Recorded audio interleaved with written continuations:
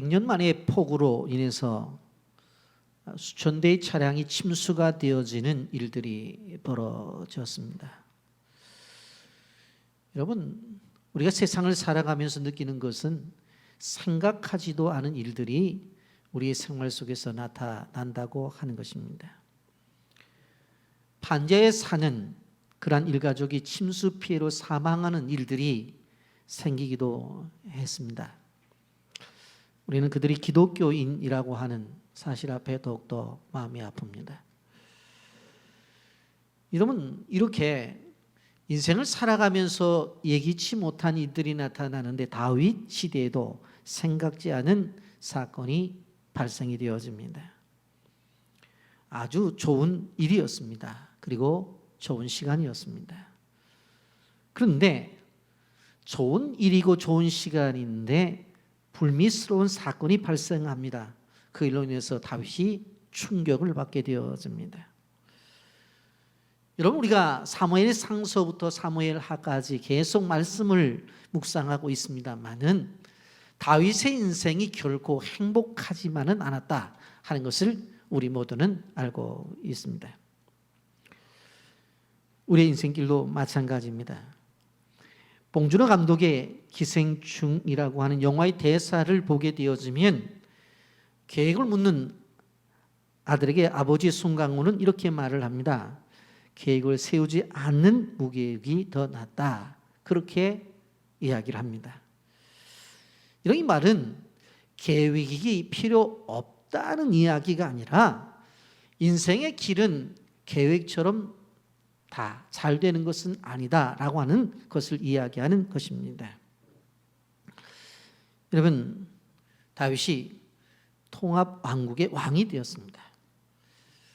그래서 그가 생각했던 것이 무엇인가 하면 하나님의 괴인 법궤를 바로 다윗성으로 옮겨오는 것이었습니다. 그런데 이 좋은 일, 그리고 이 좋은 일을 진행하는 시간에 실질적으로 큰 일이 벌어진 것입니다. 사건이 일어났다고 하는 것입니다. 여러분, 이 본문에 나타나는 이 하나님의 궤라고 하는 언약궤는 그렇게 큰 것은 아니었습니다. 출애굽기 25장 10절 말씀에 보면 길이가 1.2m 정도, 너비와 높이가 60cm 정도 되어지는 아주 작은 직사각형 모양의 궤였습니다. 그런데 그 궤 안에는 무엇이 있었습니까? 하나님께서 주신 바로 약속의 말씀인 십계명의 두 돌판이 그 안에 있었고, 또 하나는 광야를 지나면서 하나님께서 만나를 내려주셨는데 그 만나를 담은 그 항아리 그릇이 있었습니다. 그리고 세 번째로는 하나님의 선택 속에서 택함을 받았다고 하는 리더십을 인정하는 아론의 쌍난 지팡이가 들어 있었습니다. 여러분, 이 법궤 안에 들어있는 바로 두 돌판과 그리고 만나를 담은 항아리와 그리고 아론의 쌍난 지팡이는 바로 하나님께서 이스라엘 민족 속에서 역사하시고 임재하신다는 상징이었습니다. 그래서 다윗은 이 법궤를 자기가 사는 이 다윗성으로 모셔와야 되겠다 하는 그런 생각을 하게 되어집니다. 그런데 이 법궤의 이동 경로를 보게 되어지면 무려 9번에 걸쳐서 장소의 이동이 이루어지는 것을 볼 수가 있습니다. 실로에서 아벡으로, 아벡에서 아스돗으로, 아스돗에서 가드로, 가드에서 에드론으로, 에드론에서 벳세메스로, 벳세메스에서 기앗 여아림으로, 그리고 오벳 에돔의 집에 있다가 다윗성으로 이렇게 오게 되어집니다. 그런데 이것을 보게 되어지면 이 과정이 얼마나 정말 힘들었는지 하는 것들을 우리는 이 9단계를 거쳐서 왔다고 하는 것만 보아도 알 수가 있습니다. 좀 더 우리가 이 과정을 자세히 살펴본다고 한다면 실질적으로 이 법궤는 실로에 있었습니다. 그런데 실질적으로 블레셋과의 전투 속에서 이 블레셋과 참패를 하게 되어지자 홈리와 비느하스가 법궤를 가지고 나갑니다. 그래서 결국은 그 법궤를 아벡 전투에서 빼앗기게 됩니다. 그래서 법궤가 이제 실로에서 이방인 아벡으로 가게 되어지는 것입니다. 실질적으로 블레셋 사람들이 법궤를 자기네 땅인 어디로 인도를 해요? 아스돗으로 인도를 하게 되어지는데 아스돗의 다곤 신전으로 옮겼었을 때 우리가 잘 아는 대로 이 다곤 신전의 신상이 엎어지고 그 다음에 머리가 또 잘려나가고 두 손목이 끊어지는 그러한 일들이 벌어지게 되어집니다. 그리고 아스돗에 있는 사람들에게 종기가 임해서 결국은 그 지역에 고통을 주게 되어집니다. 아스돗 사람들이 그러니까 이걸 좀 옮겨가라고 이야기를 해서 가드로 옮겨갑니다마는 가드에선 더 큰 환난과 독한 종기가 어린 아이로부터 어른까지 임하게 되어지니까 그 사람들이 어떻게 해요? 이거 빨리 가져가라고 해서 에드론으로 옮깁니다마는 에드론에도 마찬가지였어요. 그래서 결국 암수가 끄는 수레에 끌려서 이 법궤가 이제 어떻게 되어져요? 이스라엘 땅으로 이제 되돌아오게 됩니다. 그래서 그 법궤를 실은 수레가 벳세메스 사람 여호수아의 밭에 도착해서 있는데 그 법궤를 들여다봄으로 말미암아 수많은 사람들이 죽임을 당하게 되어져요. 깜짝 놀랐죠. 법궤인데. 그래서 결국은 이 법궤가 기랏 여아림에 사는 아비나답의 집에 옮겨지고 아비나답의 아들이었던 엘르아사를 거룩히 구별하여 너는 법궤를 지켜라 해서 법궤를 지키게 되어집니다. 여러분 사실 이 법궤가 예루살렘으로 옮겨지게 될 때까지 사실 기앗 여아림에 있었다고 했는데 시간적으로 계산돼 보면 예루살렘에 옮길 때까지 한 20년 정도의 그곳에 있었던 것을 볼 수가 있습니다. 그런데 그것을 옮기는 중에 큰일이 벌어져요. 그래서 그 일로 인해서 우사라는 사람이 죽고 다윗이 두려워해서 그것을 옮겨가지 못하고 오벳 에돔 집에 3개월을 놔두었다가 나중에 3개월 후에 법궤를 예루살렘 다윗성으로 옮겨져 가는, 그래서 이제 법궤가 안착이 되어지는 그런 내용이 오늘 전체적인 본문의 내용입니다. 우리 영상 보고 말씀 계속하겠습니다. 믿음은 아무래도 부모님에게 좀 물려받은 모태신앙이었죠?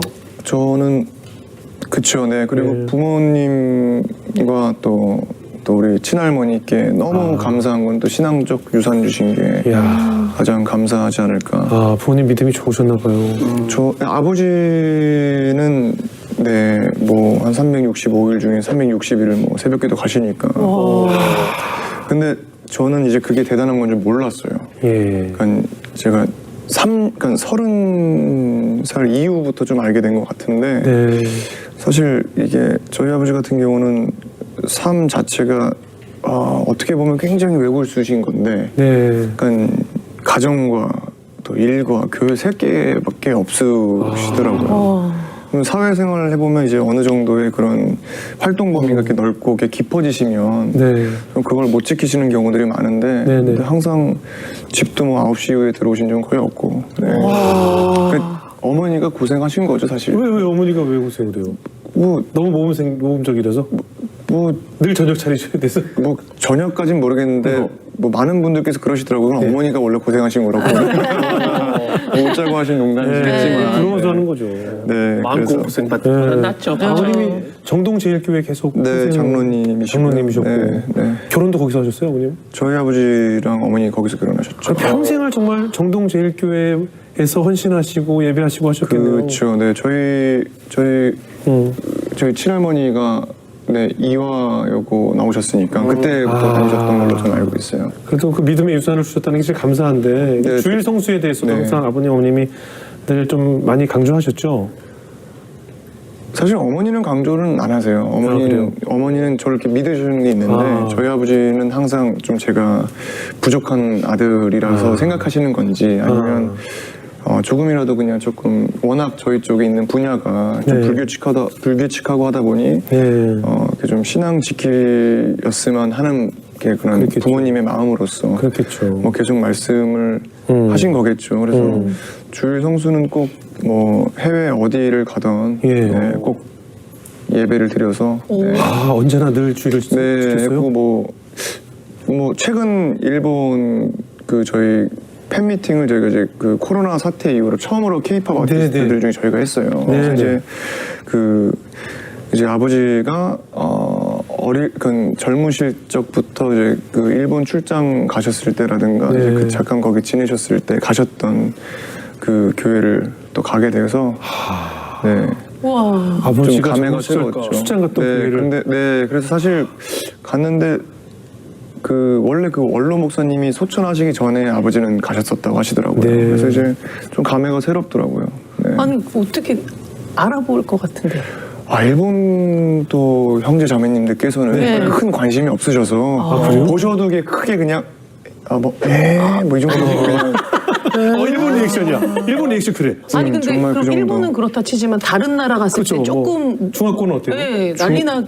저는 다 가요. 네, 그리고 근데 일단은 한인 교회를 가거나 아니면 뭐 아시겠지만 뭐 온누리 교회, 뭐 순복음 교회, 굉장히 또 광림 교회, 또 이제 해외 또 그런 많은 또 교회를 이렇게 무슨 교회라고 해야 되죠? 아무튼 뭐 해외에 이제 그 교회가 있으신 또 일본 교회를 또 참석하게 돼서 아니 해외에 가면 교회를 이렇게 검색을 해봐요? 가기 전에 이제 예배 볼 곳을 미리 찾아요? 네, 미리 해놓고 만약에 제가 처음 가는 곳인데 뭐 이제 시간은 물어보죠. 리허설이 몇 시고. 공연이 있는데도. 네, 그러니까 리허설 시간에 맞춰가지고 시간 맞춰서 그 동선 이제 그런 시간까지 계산해서. 다녀올 시간까지. 왜냐하면 예배 드리는 것도 제 그 선택이랑 자유이지만 또 피해를 드릴 수는 없으니까. 그래서 뭐 리허설이 10시면 그냥 일부 예배나 이렇게 좀 드리고 하고.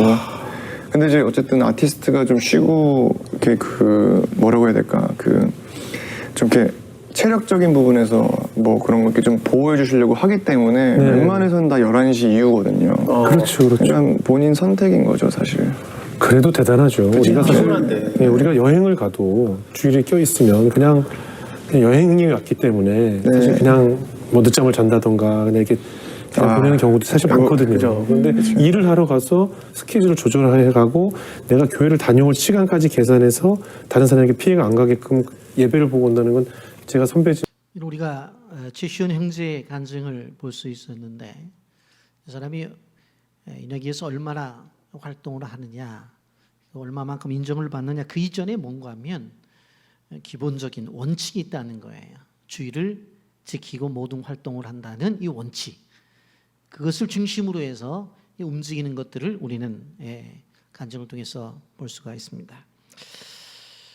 여러분, 오늘 본문에 돌아와서 우리가 생각해 볼 때에 다윗의 모습을 보면서 한 가지 중요한 것은 정성보다 말씀으로라고 하는 것입니다. 무슨 얘기인가 하면 여러분, 다윗이 토막 왕국의 왕이 되었습니다. 그래서 그가 한 것을 보게 되어지면 200여 년 동안 여보스 사람들이 점령해서 살았던 땅을 찾아서 백성들에게 돌려주고 성을 쌓게 되어진 것을 볼 수가 있습니다. 그때 블레셋 사람들이 이것 봐라 해가지고 쳐들어오게 되어지는데 실질적으로 2차 공격을 합니다마는 사실 다윗이 그들을 말씀으로 기도하는 가운데에 다 물리치는 것을 볼 수가 있습니다.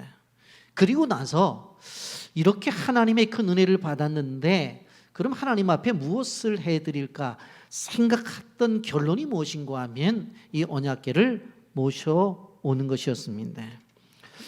여러분, 다윗이 왕이 된 다음에 이전에 왕이었던 사울 왕과는 다른 모습을 볼 수가 있습니다. 사울 왕은 언제나 자기중심적이었습니다. 항상 자기가 먼저였어요. 어떻게 보면 하나님을 이용 대상으로 삼았던 것을 볼 수가 있습니다. 여러분, 아말렉과의 전쟁 속에서 승리를 하게 되어지죠. 그런데 그 아말렉과의 전쟁 속에서 승리를 한 다음에도 하나님 앞에 예배를 드린 것이 아니라 기념비를 세운 것을 볼 수가 있습니다. 이것만 보더라도 그는 자기를 위한 사람이었습니다. 사무엘상 15장 12절 말씀에 사무엘이 사울을 만나려고 아침에 일찍 일어났더니 어떤 사람이 사무엘에게 이르되 사울이 갈멜에 이르러 자기를 위하여 기념비를 세우고 발길을 돌려 길갈로 내려갔다 하는지라. 그는 하나님 앞에 예배를 드리는 것이 아니라 자기의 승전비인 기념비를 세워놓고 그냥 가는 거예요. 성경은 사울이 자기를 위하여 기념비를 세웠다고 그렇게 기록하고 있습니다. 한마디로 말하면 자기중심적 인물이었다고 하는 것입니다. 그러나 다윗은 달랐어요. 언제나 하나님 중심적이었어요. 언제나 하나님이 먼저였던 것을 볼 수가 있습니다. 그래서 그는 이제 하나님이 이러한 축복을 주셨으니까 바로 출애굽 시에 하나님께서 주셨던 그 놀라운 그 복궤를 다윗성에 모시기를 바로 소원을 했던 것입니다. 여러분, 우리도 마찬가지입니다. 우리의 생활에 있어서 세상이 우선이냐 하나님이 우선이냐라고 하는 부분에 늘 우리는 선택을 갖고 고민할 때가 많아요. 마태복음 6장 33절 말씀을 보십시오. 그런즉 너희는 먼저 그의 나라와 그의 의를 구하라. 그리하면 이 모든 것을 너에게 더하시리라. 우리는 모든 것을 얻기 위해서 수고하고 했어요. 그런데 성경은 뭐라고 말씀해요? 그런즉 너희는 먼저 그의 나라와 그의 의를 구하라요. 그러면 그 모든 것을 너에게 더해 주시겠다고 말씀하고 있는 것을 볼 수가 있습니다. 우선순위의 문제예요. 여러분, 다윗은 바로 하나님의 임재의 상징인 언약궤를 모셔오고 싶었습니다. 그리고 더 나아가서 하나님의 성전도 건축하고 싶었던 것입니다. 그래서 오늘 1절 말씀에 보게 되어지면 이 언약궤를 모시고 오는 일들에 있어서 이스라엘의 3만 명을 뽑아서 가게 되어져요. 그래서 수십 년 동안 방치되어 있던 바알레 유다, 즉 기랏 여아림에 찾아가서 법궤를 싣고 오게 되어지는데 새 수레를 준비해서 예루살렘으로 출발을 하게 되어지는 것을 볼 수가 있습니다. 기랏 여아림은 지중해와 예루살렘 사이에 위치한 작은 산 위에 있는 작은 동네로서 그곳에서 보면 다윗성이 보였어요. 근데 그 성에 이제 이 언약궤를 싣고 가는 것입니다. 수리는 아비나답의 두 아들인 우사와 아비호가 몰고 있었습니다. 사무엘하 6장 1절부터 5절 말씀입니다. 다윗이 이스라엘에서 뽑은 무리 3만 명을 다시 모으고 다윗이 일어나 자기와 함께 있는 모든 사람과 더불어 바알레 유다로 가서 거기서 하나님의 궤를 메어 오려 하니 그 궤는 그룹들 사이에 좌정하신 만군의 여호와 이름으로 불리는 것이라. 그들이 하나님의 궤를 새 수레에 싣고 산에 있는 아비나답의 집에서 나오는데 아비나답의 아들 우사와 아요가 새 수레를 모시니라. 그들이 산에 있는 아비나답의 집에서 하나님의 궤를 싣고 나올 때 아유는 궤 앞에 가고 다윗과 이스라엘 온 족속은 잣나무로 만든 여러 가지 악기와 수금과 비파와 소고와 양금과 제금으로 요 앞에 연주하더라. 여러분, 이 말씀을 보세요. 우리가 생각해 보았지만 실질적으로 언약궤가 그렇게 큰 게 아니에요. 길이가 1.2m 정도, 너비와 높이가 60cm 밖에 되어지지 아니하는 작은 직사각형의 상자에 불과해요. 그런데 그것을 옮기는데 사람을 3만 명을 뽑습니다. 그것도 아무나가 되는 게 아니에요. 뽑았다는 이야기는 뭐냐면 선별된 과정을 통해서 하나님의 거룩한 이 언약궤가 옮겨지는 데 있어서 소위 말해서 장로님 오세요, 권사님 오세요, 아유 집사님 오세요, 선생님 오세요. 아마 이런 과정을 통해서 뽑았을 거예요. 그리고 두 번째 3절에 보니까 새 수레에 실어요. 사용하지도 아니한 새 수레. 요즘 말로 말하면 요즘에 나온 자동차 가운데서 어느 회사께 제일 나 기아 거 가져와 봐라, 현대 거 가져와 봐라, 이렇게 대우 거 가져와 봐라, 외제차도 가져와 봐라, 이렇게 한 가운데서 그래도 가장 좋다고 하는 차를 선점했겠죠. 그래서 새 수레를 준비해요. 그리고는 5절에 보니까 오케스트라를 준비해요. 수금, 비파, 소고, 앙금과 재금, 현악기, 타악기 할 것 없이 다 동원해가지고 오케스트라를 동원해가지고 지금 이 언약궤가 입성할 때에 행하는 거예요. 여러분 정성 대단하잖아요. 3만 명을 동원했어요. 새 수레를 준비했어요. 그리고 오케스트라를 준비해서 우렁찬 연주와 함께 지금 나아가고 있다고요. 한마디로 말하면 정성이 대단한 거예요. 근데 얼마 가지 않아서 이상한 일이 벌어진 거예요. 수레들 끌던 소가 갑자기 낙원의 타작마당 앞에 와서 들이뛰는 거예요. 그러니까 그 수레 위에 실었던 언약궤를 끈으로 묶지를 않았는데 이게 떨어지려고 하는 거예요. 그러니까 우사가 붙잡았어요. 그랬는데 우사가 그 자리에서 그냥 직사를 하는 거예요. 여러분 6절 7절 말씀입니다. 그들이 낙원의 타작마당에 이르러는 소들이 띠므로 우사가 손을 들어 하나님의 귀를 붙들었더니 여호와 하나님이 우사가 잘못함으로 말미암아 진노하사 그를 그곳에서 치시니 그가 거기서 하나님의 궤 곁에서 죽으니라. 사람들이 얼마나 놀랬겠어요. 여러분 그렇게 3만 명을 동원하고 새 수레에 오케스트라를 동원해서 찬양을 드리면서 나가고 있는데 이게 소가 갑자기 뛰는 거예요. 그래서 궤가 땅에 떨어지려고 하니까 그냥 잡았어요. 그런데 그 자리에서 직사라는 거예요. 여러분 얼마나 많은 사람들이 충격을 받았겠어요. 8절 말씀입니다. 여호와께서 우사를 치심으로 다윗이 분하여 그것을 베레스 우사라 부르니 그 이름이 오늘까지 이르니라. 다윗이 화가 났어요. 분이 났다고 그랬어요. 아니 어떻게 이럴 수가 있습니까? 아니 잘못했으면 궤가 땅에 떨어질 판인데 우사가 잡았으면 그래도 봐줘야 될 것이 아니냐. 왜 이런 일이 벌어졌는 거예요? 성경은 분명히 뭐라고 말해 7절에 여호와 하나님이 우사가 잘못함으로 라고 분명히 말씀해요. 그래서 우사가 죽는 충격 앞에 다윗은 법궤 운반을 포기합니다. 그래서 9절 말씀 보세요. 다윗이 그날에 여호와를 두려워하여 이르되 여호와의 궤가 어찌 내게로 오리요? 이게 내게 올 수가 없다. 이게 올 상황이 아니다. 그리고 포기를 해요. 여러분 그리고 언약궤 모시고 오는 것을 중단하고 오벳 에돔이라고 하는 집에 너희 집에 모시고 있어라. 그리고 그 집에 맡기게 되어지는 거예요. 여러분 다윗의 의도는 분명코 선했어요. 그런데 어려움을 겪게 되어지는 거예요.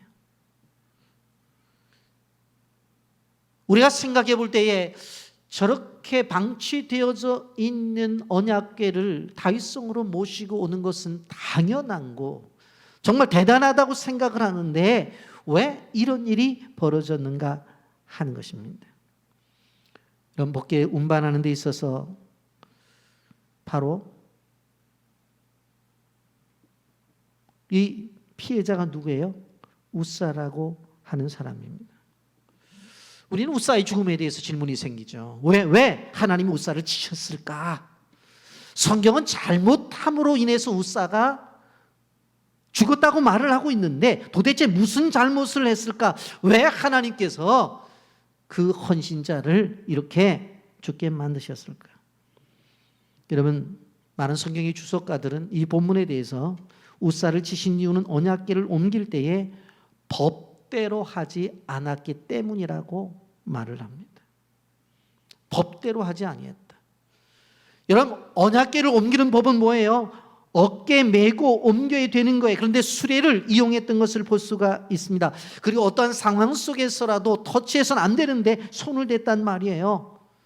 여러분 출애굽기 25장 14절 말씀해 보면 하나님이 이렇게 명령하십니다. 그 채를 궤 양쪽 고리에 꿰어서 매게 하며 그래서 매어야 된다. 그래서 여러분 가나안에 입성하게 될 때 요단강을 건널 때도 법궤를 어떻게 했어요? 제사장들이 메고 그 요단강에 발을 디디니까 요단강이 갈라졌잖아요. 메고 움직였다. 민수기 4장 15절에 진영을 떠날 때 아론과 그의 아들들이 성소와 성소의 모든 기구를 덮는 일을 마치거든 그와 자손들이 와서 맬 것이니라. 그러나 성물은 만지지 말라. 그들이 죽으리라. 그와 자손들은 매라고 했어요. 매라고 했어요. 절대로 손을 대지 말아라. 그러면 죽는다라고 경고의 말씀을 했어요. 그런데 우사는 경고하신 하나님의 말씀에 불순종함으로 죽은 거예요. 분명 그 율법에 분명히 말씀했죠. 반드시 레위인들이 법대로 꿰매야 된다. 그래서 옮겨야 된다고 하는 것입니다. 여러분, 우리가 여기서 한 가지 기억하셔야 될 부분이 무엇입니까? 우리의 신앙생활에 있어서 오늘 본문이 주는 교훈이 뭐예요? 정성보다도 더 중요한 것이 바로 말씀이라고 하는 거예요. 여러분, 이만한 정성이 어디 있어요? 법계 하나 움직이는데 3만 명을 동원하고 새로운 수레를 준비하고 그리고 오케스트라를 준비해서 나갔다고 한다면 이만한 정성이 없다고요. 그럼에도 불구하고 어떤 일이 벌어집니까? 옮기는 과정 속에서 한 사람이 죽고 다윗이 포기하는 일이 나타나잖아요. 이유가 뭐예요? 이유가 말씀대로 하지 않았기 때문에 그래요.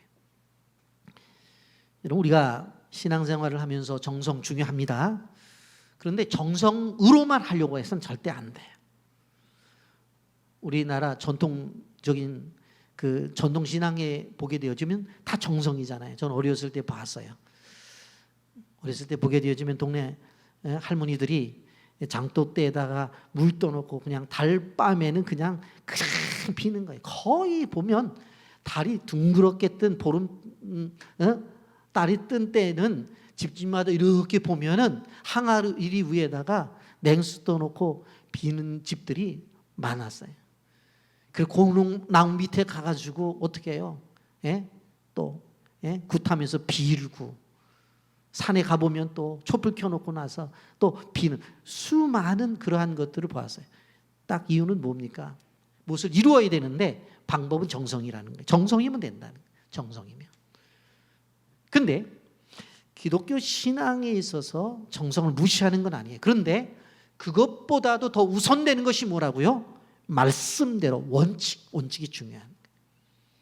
아까도 시오시현 형제의 간증을 보았습니다마는 그분이 얼마만큼 인기를 누리느냐라고 하는 그러한 것보다도 그가 바로 주의를 거룩하게 지키려고 하는 이 분명한 원칙, 성경에서 주의를 거룩하게 지켜야 된다고 하는 말씀에 대한 순종, 그것이 그를 만들어내고 있는 거라는 거예요.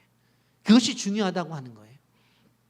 여러분, 그래서 오늘 이 말씀을 보면서 중요한 것이 뭔가하면 정성보다는 말씀이, 그리고 하나님의 가르침이 더욱더 중요하다고 하는 것을 볼 수가 있습니다. 자, 그런데 두 번째로 우리가 생각해 보는 것은 다윗의 위대한 점은 여기에서 포기하지 않아요. 두 번째로 기쁨으로 법궤 앞에서 예배하는 다윗을 볼 수가 있습니다. 우사가 죽었어요. 그래서 큰 충격을 받았다고 말했잖아요. 예? 하나님 앞에 화도 낸 것을 볼 수가 있어요. 그런데 3개월 동안 오벳 에돔의 집에 있을 때 오벳 에돔의 집에 있는 법궤 때문에 오벳 에돔의 집이 복을 받았다는 이야기를 듣게 되어지는 거예요. 여러분, 오벳 에돔의 집에 이 법궤가 들어갔는데, 아니 오벳 에돔이 가만히 보니까 임신한 줄도 몰랐는데 어느 날 뭐 그냥 양이 배가 불러오더니 예전에는 많이 나요. 2마리 3마리 났는데 이번에는 한 7마리 8마리 나는 거예요. 그럼 그렇게 많이 나면 그 조그만 배 위에서 그렇게 많이 났으면 애들이 좀 비실비실대고 양들이 좀 힘이 없고 그러다 보면 1마리 2마리 죽는 수도 있는데 그게 아니에요. 다 건강한 거예요. 그리고 낳자마자 앞마당을 다 뛰어 돌아다니는 거예요. 야, 신기하다. 아니 밭에 가봤더니 시들시들해서 그냥 저러다가 그냥 다 말라 비틀어지겠다고 하는 이 텃밭에 자기 밭에 식물들이 싱싱하게 자라나는 거예요. 예전에는 사과밭에 한 30알 알았던 것이 막 50알 60알씩 그냥 이 짧은 기간에 역사가 일어나는 거예요. 3개월 동안 엄청난 하나님의 축복이 일어나는 거예요. 이 소문 안 났겠어요? 났지. 그래서 다윗이 찾아가고 법궤를 가져가겠다 그렇게 얘기를 하면 다윗도 오베의 내돔이 복을 받으니까 그 복 나도 받아야 되겠다 하고 가져가는 것처럼 오해를 받을 수 있습니다만은 사실은 다윗은 그것보다도 되돌아가서 자기가 왜 이 법궤를 옮기는 일들에 있어서 이런 일이 있었는가 많은 생각을 해보고 요즘 말로 말하면 성경 공부를 한 거예요. 그러니까 이것이 잘못되었구나 하는 것을 깨닫게 되어집니다. 그러니까 다윗이 언약궤를 모시러 오려고 한 것은 하나님을 가까이 하고자 하나님을 섬기고자 하는 것들에 대한 다시 회복되어지는 거예요. 회복되어지는 거. 이제 알게 되었어요. 여러분 애기 엄마들이 아기를 너무너무 사랑하죠. 그 진심이 순간순간 드러나는 것처럼 다윗도 드러나게 된 것을 볼 수가 있습니다. 여러분 다윗의 진심은 그가 법궤가 돌아올 때에 몸으로 표현된 것을 바라볼 수가 있습니다. 이것이 잘못되었었구나. 여인들이 메고 그리고 와야 되는데 내가 나 나름대로 내 생각에 사람 많이 동원하면 하나님 좋아하시겠지. 그리고 누가 타지도 않은 새 수레를 준비하면 하나님이 좋아하시겠지. 그리고 악기를 동원해서 연주까지 하면 하나님이 좋아하시겠지. 그렇게 한 것이 잘못된 것이었구나 깨닫고 나서 이제 성경적인 방법, 원리로 돌아가서 하는 거예요. 그것이 실질적으로 이제 진행이 되어진 것입니다. 그런데 그것을 진행하면서 다윗은 진실로 몸으로 표현되어져 법궤가 돌아올 때 춤을 추는 것을 볼 수가 있습니다. 옷이 벗겨지는 줄도 몰랐어요. 저는 이것을 열정의 예배라고 그렇게 표현하고 싶어요. 사무엘하 6장 13절부터 15절 말씀에 보면 여호와의 궤를 맨 사람들이 6걸음을 가매 다윗이 소와 살찐 송아지로 제사를 드리고 다윗이 여호와 앞에서 힘을 다해 춤을 추는데 그때 다윗의 배에 옷자락을 입었더라. 다윗과 온 이스라엘 족속이 즐거이 환호하며 나팔을 불고 여호와의 궤를 메어 오니라. 지금 제사장들이 어깨에 메고 이제 진행을 하잖아요. 그런데 6걸음을 떼자마자 소와 살찐 송아지로 제사를 드려요. 불교에서 삼보일배라고 하는 이야기들을 여러분 들었을 것입니다. 저도 절에 간 일들도 없고 그래서 그런 것을 잘 몰랐는데 정치인들이 보니까 무엇이 잘못되면 보니까 세 걸음 가갖고 한 번 넙죽 절하고 또 세 걸음 가면 한 번 넙죽 절하고 그러더라고요. 그래서 저도 알게 되었어요. 그런데 여기에 보게 되어지면 다윗은 6보를 가고 한 번 제사를 드리는데 제사 때 여기에 보게 되어지면 소와 살찐 송아지를 드리는 거예요. 여러분 쉽겠어요? 예? 6걸음 간 다음에 소하고 송아지 잡아서 제사 드리고 자신도 좋아서 춤을 춰요. 여호와 앞에서. 그러고 나서 또 그 예배 끝난 다음에 또 어떻게 해요? 다시 갑시다. 그리고 6발걸음 간 다음에 또 예배 드리고 또 6발걸음 간 다음에 소하고 송아지 잡아서 제사 드리고 또 춤추고 여러분 이렇게 가는 거예요. 여러분 여기서 무엇을 깨달아 알 수 있어요? 여기서 보게 되어지면 실질적으로 춤을 추었다고 나중에 보지만 참 속살이 다 드러나도록 춤을 추었단 말입니다. 자신은 언약궤가 돌아오는 이 순간 속에서 소위 말하는 왕이라고 하는 계급장을 다 아래내놓고 하나님 앞에 순전한 예배자로 서 있는 다윗을 우리는 보게 되어지는 거예요. 여러분 16절 말씀 보면 여호와의 궤가 다윗성으로 들어올 때 사울의 딸 미갈이 창으로 내려보다가 다윗 왕이 여호와 앞에서 뛰놀며 춤추는 것을 보고 심중에 그를 업신여기는 끊임없이 다윗 왕은 여호와 앞에서 뛰놀고 춤을 췄다고 말씀하고 있는 것을 볼 수가 있습니다. 여러분 기쁘고 춤추며 예배하는 자였던 것을 볼 수가 있습니다. 역대상 29장에도 보면 다윗이 성전을 짓기 위해서 건축 마련을 하게 되어지는데 하나님이 허락을 하지 않는 거예요. 허락을 하지 않으면 거기서 중단되어져야 되잖아요. 그런데 아니에요. 다윗은 끝까지 나무도 그리고 돌도 사람까지도 다 준비를 해요. 우리 같으면은 하지 말라면 알겠습니다. 안 하겠습니다. 그것도 순종이잖아요. 그런데 다윗의 순종은 달라. 안 해. 건축을 하지 말라니까 안 하겠어요. 그런데 준비는 해. 준비하지 말라는 말씀까지는 안 했거든요.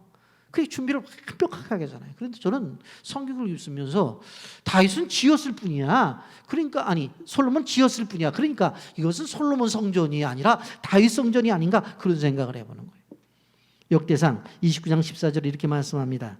나와 내 백성이 무엇이기에 이처럼 즐거운 마음으로 드릴 힘이 있었나이까. 모든 것이 주께로 말미암아 사오니 우리가 주의 손에서 받은 것으로 주께 드렸을 뿐이다. 이게 귀에 있잖아요. 우리가 헌금 드릴 때 교독할 때 이거 쓰잖아요. 예? 제가 만든 것이 아니라 성경에 있는 기절이에요. 모든 것이 주께로 말미암아 싸우니 주님께로 왔으니까 우리의 손에서 받은 것으로 주께 드렸을 뿐이다. 이건 하나님이 내게 준 건 내가 그냥 돌려드리는 거다. 내 거 아니라는 이야기예요. 여러분, 다윗은 하나님 앞에서 왕이 아니었어요. 목자 앞에 한 마리의 양이었던 것을 바라볼 수가 있습니다. 하나님의 인도와 보호와 축복이 아니면 살 수 없는 존재라고 하는 것을 그는 고백하고 있어요. 여러분, 그리고 나서 또 한 가지 중요한 메시지를 우리는 봐야 됩니다. 다윗은 언약궤를 옮기는 일을 마치고 가족들을 축복하기 위해서 집으로 돌아왔다고 그렇게 말씀해요. 내가 받은 은혜, 내가 받은 축복을 가족들에게 이제 나눠야 되겠다. 20절 상반절 말씀 보세요. 다윗이 자기의 가족에게 축복하러 돌아오며 큰 은혜를 받은 사람들은 그 은혜를 가지고 가정에 들어가게 되어질 때에 그 가족 식구들에게 축복을 해야 되는 거예요. 여러분, 은혜 받고 집에 들어갈 때 교회 갔다 오면 또 집안 식구들이 손 하나 까딱 안 하고 밥 차려달라고 기다리고 있겠지. 이 징글징글만한 이 인간. 그렇게 하지 말라는 게 축복하라는 거예요. 축복하라는 거예요. 교회 갔다 오면 또 우리 신랑이 또 한마디 뭐라고 말하겠어. 그렇게 가자고 그래도 안 가고. 예? 그렇게 하지 말라는 거예요. 갔다 오면 또 애들이 얼마나 어질러 나가지고 내가 소리 한번 참아야 될 텐데 내가 지난주도 참아야 될 때 못 참았지. 이번 주 참아야 되지. 그렇게 생각하지 말고 거룩한 주일날 은혜를 받았으면 집에 들어갔을 때 어떻게 해요? 보이는 가족들, 보이는 식구들의 축복하라는 얘기예요. 아멘. 온 가족이 같이 부부가 같이 예배에 나왔으면 둘이 손잡고 서로 축복하며 들어가라는 얘기예요. 여러분, 다윗이 자기의 가족들로 축복하러 돌아오매. 근데 보세요. 다윗의 아내이자 사울의 딸인 미갈은 남편 다윗을 비난하는 것을 볼 수가 있습니다. 이유는 왕으로서의 권위를 안 지켰다는 거예요. 달라요.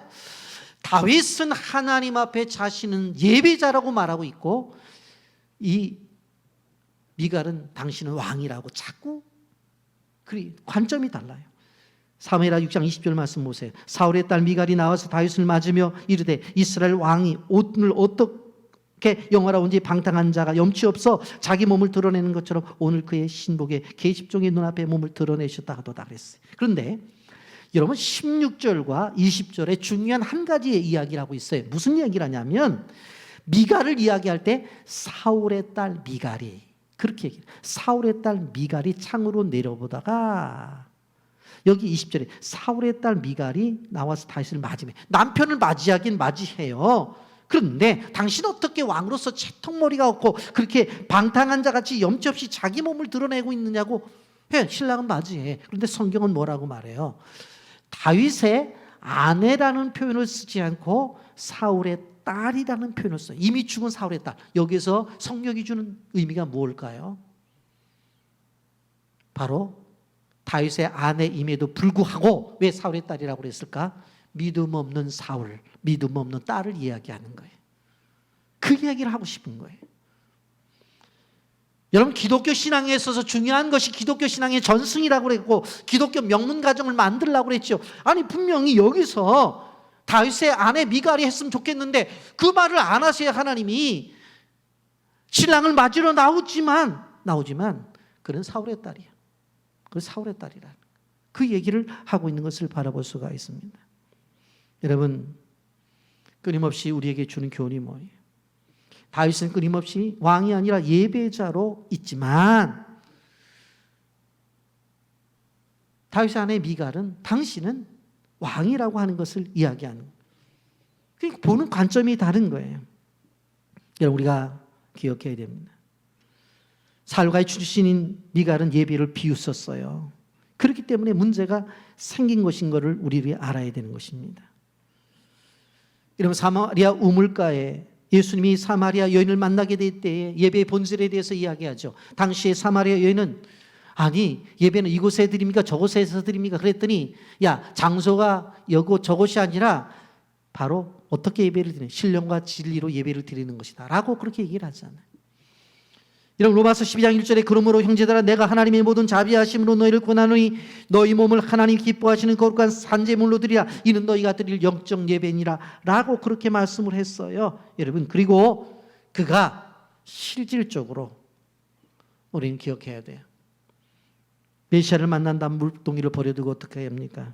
뛰어가서 내가 오늘 메시아를 만났다. 내가 누구인지를 아는 사람을 만났다고 얘기를 하잖아요. 과거와 현재와 미래를 아시는 그 주님 앞에 자신을 숨길 수가 없었던 거예요. 그래서 그는 주님 앞에서 참된 예배자가 되었다고 하는 것입니다. 여러분 다윗의 모습도 한번 보세요. 여러분 21절 22절 말씀에 이렇게 말합니다. 다윗이 미갈에게 이르되 이는 여호와 앞에서 한 것이니라. 그가 내 아버지와 그의 온 집을 버리고 나를 택하사 나를 여호와의 백성 이스라엘의 주권자로 삼으셨사오니 내가 여호와 앞에서 뛰놀리라. 내가 이보다 더 낮아져서 스스로 천하게 보일지라도 내가 말한 바 계집종에게는 내가 높임을 받으리라 한지라. 여러분 21절이 왜 중요한 줄 아세요? 다윗이 미갈에게 뭐라고 말해요? 당신이 왜 왕의 채통을 버리고 그렇게 실질적으로 속옷이 다 드러나고 그렇게 했느냐고 얘기를 하잖아요. 근데 뭐라고 말해요? 다윗이 미갈에게 이렇게 이는 여호와 앞에서 나는 사람들 앞에서 한 것이 아니라 여호와 앞에서 한 것이에요. 사람들 앞에서 했다면 내가 왕으로서 채통이 없는 거지. 여호와 앞에서 한 것이야. 그렇기 때문에 내가 왕이 입는 옷을 벗어버리고 옷을 바꿔 입고 베옷을 입고 나갔잖아. 그렇게 이야기를 하는 거예요. 그러면서 여기서 중요한 얘기를 해요. 21절에 그가 내 아버지와 그의 온 집을 버리고 그랬어요. 너는 잘 알아야 돼. 왜 하나님께서 너의 아버지와 그의 온 집을 버린 줄 알아? 바로 예배를 무시했기 때문에 버린 거야. 그것을 다윗은 알고 있었어요. 여러분 사무엘 13장에 보게 되어지면 실질적으로 블레셋과의 전쟁 속에서 막 전투가 깊어지게 될 때 두려우니까 어떡합니까? 사무엘 선지자가 오기 전에 사울이 제사를 드리잖아요. 여러분 더 나가서 15장에 실질적으로 전쟁에서 승리를 하고 돌아왔었을 때에 다 진멸하라고 그랬잖아요.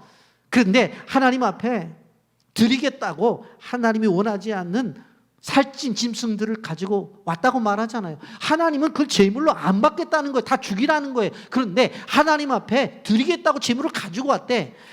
이러한 사실들을 보게 되어질 때 무엇을 말하고 있습니까? 사울조차도 하나님 앞에 예배자로서 바로 서질 않았어요. 너희 가문이 왜 무너진 줄 알아? 우리 처갓집이 왜 무너진 줄 알아? 예배를 무시했기 때문에 무너진 거야. 나는 그걸 알고 있어. 그렇기 때문에 나는 하나님 앞에 예배자로 서는 거지 나는 왕으로 지금 있는 게 아니야. 그 얘기를 하고 있는 거예요. 그래서 여러분 21절이 무지하게 중요한 의미를 담고 있는 거예요. 여러분 다윗이 미갈에게 이르되 이는 여호와 앞에서 한 것이니라. 그가 내 아버지와 그의 온 집을 버리시고 나를 택하사 나를 여호와의 백성 이스라엘 주권자로 삼으셨사오니 내가 여호와 앞에서 뛰놀리라. 나를 선택한 이유 네가 잘 알아야 돼. 너희 집안이 망한 이유를 잘 알아야 돼. 그 이야기를 하는 거예요. 다윗은 예배를 드리는 그 현장 속에서 타인을 의식하지 않았어요. 참된 예배자로 섰던 것입니다. 우리가 이런 모습을 보아야 된다고 하는 것입니다. 또 한 가지 마지막으로 정리해야 될 것은 법궤 때문에 복받은 오벳 에돔입니다. 오벳 에돔이라고 하는 사람, 여러분 생각해 보세요. 그는 자기 눈앞에서 웃사가 죽는 걸 봤어요. 6절 7절 말씀. 그들이 나곤의 타작마당에 이르러는 소들이 뛰므로 웃사가 손을 들어 하나님의 귀를 붙들었더니 여호와의 하나님이 웃사가 잘못함으로 말미암아 진노하사 그를 그곳에서 치시니 그가 거기에 하나님의 귀 곁에서 죽으니라. 아니 법궤로 끌고 있던 사람이 법궤 한번 만졌다고 죽는 것을 봤어요. 그런데 그러한 위험함에도 다윗이 궤를 옮겨서 즐겨하지 않고 오벳 에돔에게 모시라고 그러니까 모셨어요. 10절 말씀. 다윗이 여호와의 궤를 옮겨 다윗성 자기에게로 메어가기를 즐겨하지 아니하고 가드 사람 오벳 에돔의 집에 메어간지라. 여러분 얼마나 두렵겠어요. 법궤가 가다가 소가 뛰어서 움직일 때 웃사가 만졌다고 해서 그 자리에서 즉사했어요. 그런데 그것을 자기 집으로 가져온다? 쉬운 게 아니란 말이에요. 그런데 오벳에돔은 그것을 순종함으로 행해요. 하나님의 사역을 할 때에 힘들고 어려운 것이라 할지라도 자기가 책임지겠다고 하는 의식을 갖고 나가게 되어질 때에 그 사람에게 복을 주는 거예요. 여러분 3개월 동안 복을 주었는데 모든 사람들이 느낄 만큼 엄청난 복을 준 거예요. 그리고 후에 고핫의 후손으로서 이들은 예루살렘 성전의 성전 문지기로 바로 사역자로 세워지는 것을 볼 수가 있습니다. 여러분 그런 위험함에도 감당을 해요. 그리고 또 한 가지 자신이 복을 받았던 그 법궤를 양보를 하게 되는 것을 볼 수가 있습니다. 11절 말씀. 여호와의 궤가 가드 사람 오벳에돔의 집에 석 달이 있었는데 여호와께서 오벳에돔과 그의 온 집에 복을 주시니라. 3개월 동안 그동안 안 됐던 것들이 그냥 형통하는 거예요. 깜짝 놀랄 만한 축복을 준 거예요. 가축에 잘 되어지는, 새끼도 낳고 건강하고, 밭에 모든 소산들이 풍성해지고 아이들도 안 아프고 모든 것들이 잘 된 거예요. 은혜의 복을 주셨단 말이에요. 여러분 그러면 다윗이 와서 그것을 달라고 했을 때 아니 줄 때는 언제고 내가 복 받는데 그걸 뺏어가냐고 관두시라고 내가 모시고 있어야 되겠다고 그렇게 할 수 있잖아요. 근데 오베드에돔은 그렇지 않아요. 다윗이 이제 깨닫고 이제 알았다. 법궤를 어떻게 옮겨야 되는지 깨달았으니까 이제는 옮겨가야 되겠다. 그렇게 얘기를 했더니 그렇게 하시라고. 그래서 다윗이 제사장들로 하여금 몸을 성결케 하고 모세 율법대로 메어서 움직이잖아요. 그렇게 하겠다니까 그렇게 하라고 그래요. 법궤를 내어줘요. 사실 웃사가 죽었을 때에 아무도 법궤를 돌보지 않았을 때에 오벳에돔이 자기 집에 모신 것은 무엇일까요? 희생을 감수하는 거예요. 위험을 감수한 하나님의 나라를 위해서. 그런데 그것 통해서 복을 받았다고 해서 이제 자기의 이익만을 추구하지 않아요. 이것이 오벳에돔의 떼단한 바로 인격적 모습인 거예요. 여러분 하나님의 사람들은 이러한 축복에 대한 양보도 있어야 돼요. 혼자 복을 받는 것이 아니라 다른 사람도 복을 받을 수 있다면 함께 손을 잡고 함께 복을 받고 하나님의 나라를 세워 가야 된다고 하는 것입니다. 여러분 그러면 제가 생각할 때 3개월 동안 복 내린 것 이제 그만 뚝 그랬을까? 제가 생각할 땐 그렇게 생각 안 들어요. 오히려 언약궤를 내어준 그 인격 앞에 하나님이 감동을 해서 더 큰 복을 주셨을 것이라고 저는 믿어요. 여러분 말씀을 정리합니다. 오늘은 쭉 언약궤가 돌아오는 과정, 그 과정을 통해서 보게 되어졌는데 실질적으로 네 사람을 보았어요. 법궤 때문에 죽은 웃사를 보았고 법궤 때문에 복을 받은 오벳에돔이라는 사람을 보았어요. 그리고 예배자인 다윗을 보았고 그 예배드리는 다윗을 비난하는 바로 미가를 보았어요. 여러분 우리는 어떤 존재가 되어야 될 것인가? 오늘 우리에게 주시는 메시지입니다. 여러분 그러면서 다윗이 진행을 하게 되어질 때 정성을 다했는데 3만 명을 동원을 하고 새 수레를 준비하고 그리고 오케스트라를 준비해도 안 되더라고요. 왜? 정성보다도 중요한 것은 무엇이냐? 하나님의 말씀이다. 말씀으로 모든 것을 시작해야 된다. 그리고 그것이 해결되었을 때는 기쁨으로 예배하는 다윗의 모습을 보았고, 그리고 실질적으로 법궤 때문에 오벳에돔이 복을 받는, 그러나 모든 것들을 내어놓고 다시 양보하고 이 법궤가 예루살렘을 향해 갈 수 있도록 허락한 오벳에돔의 신앙적 인격을 보았습니다. 이러한 믿음의 종들이 되기를 예수님의 이름으로 축복합니다. 아멘.